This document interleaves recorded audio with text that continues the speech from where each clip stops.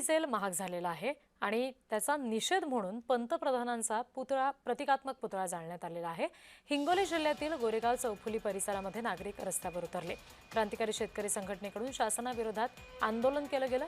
शेतकऱ्यांना इंधन मिळत नसल्यामुळे खरीप हंगाम धोक्यात आलाय। संपूर्ण राज्यभर तीव्र आंदोलन करण्याचा इशारा दिला गेलेला आहे।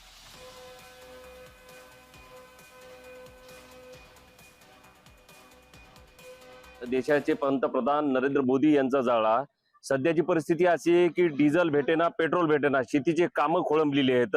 शेतकऱ्याच्या आज ट्रॅक्टरला डिझेल भेटेना, शेतीची मशागत राहिलेली आहे आणि पेरणीपूर्व जे मशागतीसाठी जे डिझेल लागते त्याच्यासाठी आज कुठेच डिझेल भेटेना। दोन्ही जिल्ह्यात डिझेलचा तुटवडा आहे। आज शेतीचे कामं कसे करायचे हा मोठा प्रश्न शेतकऱ्याच्या आणि सर्वसामान्यांच्या समोर पडलेला आहे।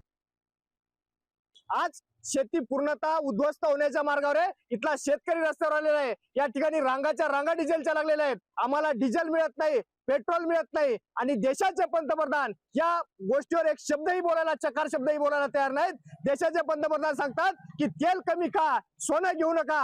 अरे बाबा, इथला शेतकरी देशोधडीला लागलाय, इथला शेतकरी रस्त्यावर आलेला आहे, रांगाच्या रांगा डिझेलसाठी वाहनासाठी लागलेल्या आहेत, मात्र तुम्हाला काही देणं घेणं नाही। प्रतिनिधी श्रीधर वाळवंटे यांच्याकडून आपण आणखी तपशील घेणार आहोत। श्रीधर, विशेषतः या सगळ्याचा फटका शेतकऱ्यांना बसताना दिसतोय, काय नेमकी त्यांची सध्या मागणी आहे? नक्कीच देशाचे प्रधानमंत्री नरेंद्र मोदी यांनी पेट्रोल आणि डिझेल कमी वापरावं, व्यवस्थित वापरावं याचं देखील या ठिकाणी काही दिवसापूर्वी सांगितलं होतं।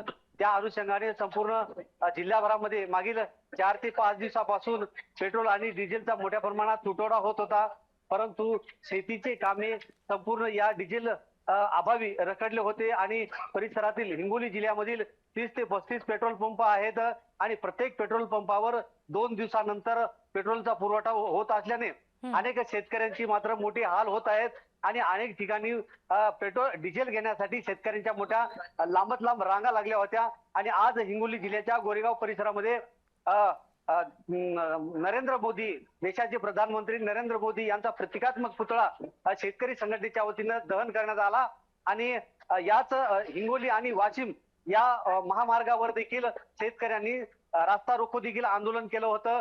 तसं हिंगोली असेल, कळमनुरी असेल, सेनगाव असेल, संपूर्ण हिंगोली जिल्हाभरामधील वसमत देखील या ठिकाणी मोठ्या प्रमाणात शेतकरी मात्र डिझेल मिळत नाहीये, यामुळे संतप्त झालेले आहेत। जी निश्चित।